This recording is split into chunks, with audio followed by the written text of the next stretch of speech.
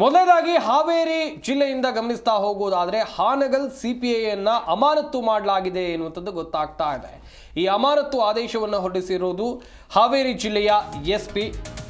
ಕರ್ತವ್ಯ ಲೋಪದ ಅಡಿಯಲ್ಲಿ CPI ಅಮಾನತಾಗಿದ್ದಾರೆ. Hangal police ಠಾಣೆ ಸಿಪಿಐ ಅಮಾನತು ಮಾಡಲಾಗಿದೆ. ಹಾವೇರಿ ಜಿಲ್ಲೆ ಹಾನಗಲ್ ಠಾಣೆ ಸಿಪಿಐ ಎನ್ಎಚ್ ಆಂಜನೇಯ ಅಮಾನತುಗೊಳಿಸಿ ಇವರನ್ನ ಎಸ್ಪಿ ಅಂಶುಕುಮಾರ್ ಆದೇಶವನ್ನು ಹೊರಡಿಸಿದ್ದಾರೆ.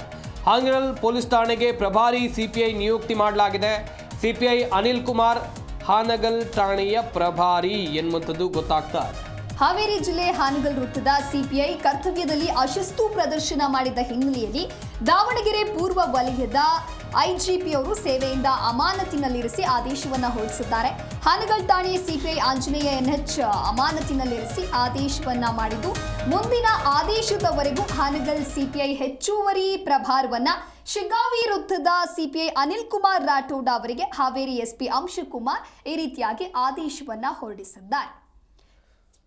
ಗಮನಿಸ್ತಾ ಹೋಗೋದಾದ್ರೆ ಇಲ್ಲಿ ಪ್ರಮುಖವಾಗಿ ಕರ್ತವ್ಯದಲ್ಲಿ ಅಶಿಸ್ತು ತೋರಿದ್ದಾರೆ ಎನ್ನುವಂಥದ್ದಾಗಿ ಗೊತ್ತಾಗ್ತಾ ಇದೆ. ಏನು ಅಶಿಸ್ತು ತೋರಿದ್ರು ಅಥವಾ ಯಾವ ರೀತಿಯಾಗಿ ವರ್ತನೆ ಮಾಡಿದ್ರು, ಪೊಲೀಸ್ ಇಲಾಖೆಯಿಂದ ಇನ್ನಷ್ಟೇ ಮಾಹಿತಿ ಬರಬೇಕಿದೆ.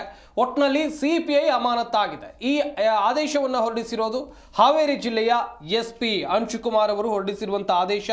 ಹಾವೇರಿ ಪೊಲೀಸ್ ಠಾಣೆಗೆ ಪ್ರಭಾರಿ ಸಿಪಿಐ ಕೂಡ ನಿಯುಕ್ತಿ ಮಾಡಲಾಗಿದೆ. ಸಿಪಿಐ ಅನಿಲ್ ಕುಮಾರ್ ಹಾನಗಲ್ ಠಾಣೆಯ ಪ್ರಭಾರಿ ಈಗ